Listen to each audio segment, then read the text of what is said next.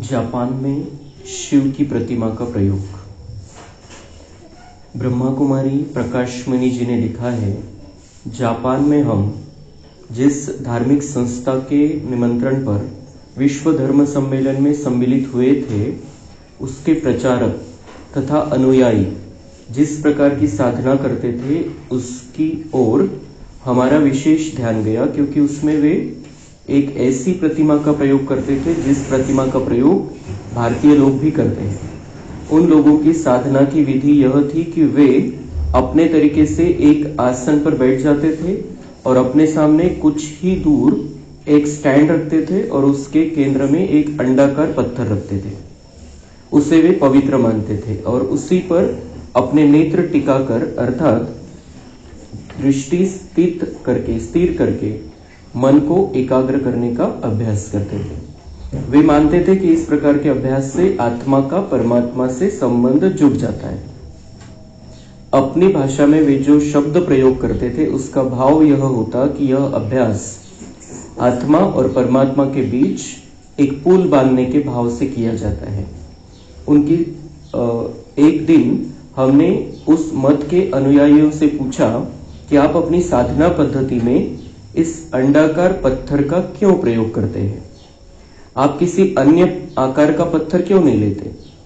इस पत्थर को आप किसका प्रतीक मानते हैं? वे बोले, इसे हम पवित्र मानते हैं। साधना की यह रीति हमारे यहाँ परंपरा से चली आई है। इस साधना से हमें शांति मिलती है। यह किसका प्रतीक है, यह हम नहीं जानते। इसके विषय में शायद हमारे मान्यवर प्रधान अथवा संस्थापक ही बता सकेंगे। हमने सोचा कि यह भी एक विचित्र बात है कि जिस प्रतीक का ये लोग अपनी साधना में प्रयोग करते हैं, उसके बारे में इन्हें इतना भी पता नहीं कि यह किसकी प्रतिमा है। वे लोग अभ्यास समाप्त करने के बाद उस पत्थर को स्टैंड से उतारकर एक साफ एवं अच्छे वस्त्र में आदरपूर्वक लपेट कर रख लेते और अभ्यास के समय उसे फिर निकालकर प्रयोग में लाते। परंतु इसका महात्म्य क्या है, इसके बारे में कुछ भी जानते नहीं थे। ब्रह्मा कुमारी रतन मोहिनी जी कहती है कि हमने एक दिन इसी विषय को लेकर उस संस्था के प्रधान से भी चर्चा की। उन्होंने भी बस यही जवाब दिया कि हम इसे पवित्र मानते हैं। इससे अधिक वे कुछ न बता पाए। आखिर उन्होंने हमसे कहा कि आप यह प्रश्न करती है तो अवश्य ही इस प्रश्न के पीछे आपका कुछ भाव होगा, शायद आप इसके बारे में जानती होगी। हमने कहा, हाँ अवश्य, यह तो आपके, हमारे और सारे विश्व भर की मनुष्यात्माओं के परमपिता परमात्मा की प्रतिमा है। भारत में तो नगर नगर में इसके मंदिर है।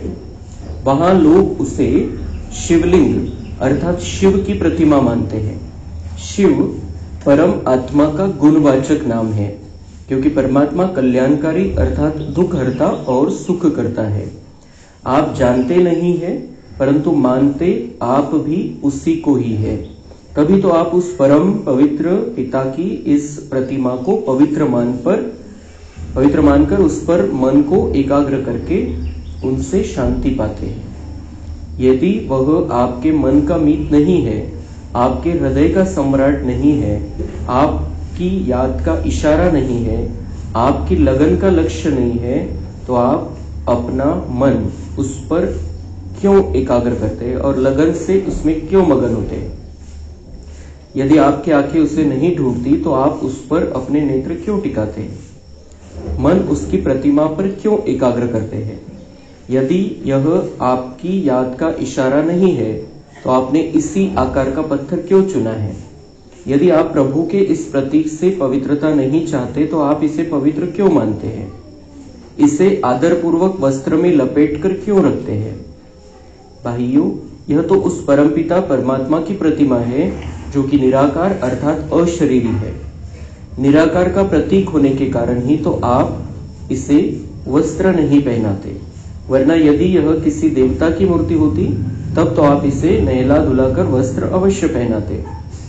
हमारी इन बातों को सुनकर उनको खुशी भी हुई और उन्हें पहली बार यह जानने को मिला कि भारत के लोग इसे परमपिता परमात्मा शिव की प्रतिमा मानते हैं।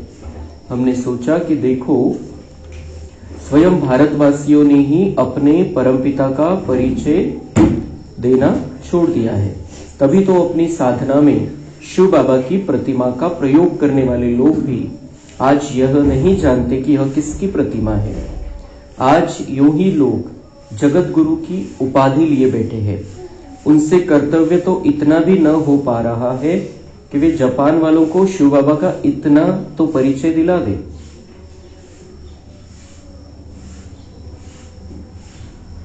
तर जपानमध्ये ती जी अंडाकृती प्रतिमा अशी जी प्रतिमा आहे शिवबाबांची, ते त्या आकाराचं एक पत्थर आणि तो समोर ठेवतात आणि त्याच्यावरती ध्यान लावतात। ज्या संस्थेमध्ये ब्रह्मकुमारी प्रकाशमणी दादीजी गेले होत्या, रतनमणी दादीजी गेले होते आमंत्रणावरती, तर त्यांना माहिती नव्हतं आपण हे काय करतो। त्यांनी विचारलं तर त्यांना काही त्याची क्लॅरिटी नव्हती, फक्त आमचे करत आले पहिल्यापासून म्हणून आम्ही करतोय, बस ते पत्थर समोर ठेवायचं आणि त्याच्यावरती ध्यान केंद्रित करायचं। आणि ते त्यांची अशी भावना होती त्याच्या मागे की ये आत्मा से परमात्मा को जोड़ने का एक साधन है, एक माध्यम है। परमात्माचं हे प्रतीक आहे हे त्यांच्या बुद्धीमध्ये नव्हतं, पण त्याला पवित्र मानायचे आणि श्रेष्ठ मानायचे। तो उनको समझाया गया, दादी रतन मोहिनी, दादी प्रकाशमणि जी ने उनको समझाया कि भारत में इसका शिवलिंग के रूप में गायन पूजन होता है और ये हमारे परमपिता परमात्मा की प्रतिमा है, त्याचं प्रतीक आहे, परमात्म्याचं प्रतीक आहे। परमात्मा शिव ज्योतिबिंदू स्वरूप आहे आणि त्याचं प्रतीक ही प्रतिमा आहे आणि तुम्ही डायरेक्ट शिवाचीच आराधना करताय। वो हम सब का, आप सब का, हम सब का परमपिता परमात्मा आहे। तर पण इथं पण या गोष्टी कोणालाही माहिती नाही। जगद्गुरु स्वतःला समजतात, महामंडलेश्वर समजतात, पण ती आपल्या परमपिता परमात्म्याची प्रतिमा आहे हे क्लियर नाही आणि त्यामुळे दुसऱ्यांना पण समजून नहीं सांगू शकत। लेकिन अब हम सबको बाबा ने अपना सत्य परिचय दे दिया है, हमें इस बात को सबके सामने स्पष्ट रीति से बताना है।